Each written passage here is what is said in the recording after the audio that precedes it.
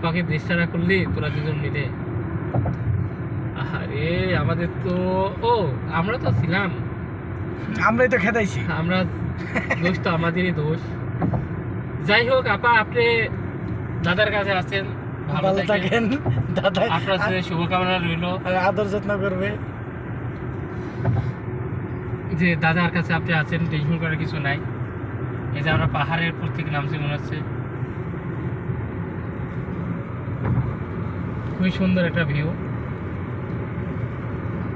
ভাই এয়ারপোর্ট পর্যন্ত যাবে এটা।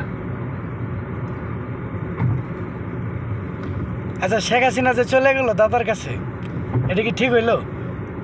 দাদিকে খুঁজে বের করে আনতে হবে, কিন্তু দাদিকে তো আর আনা যাবে না দাদার কাছে।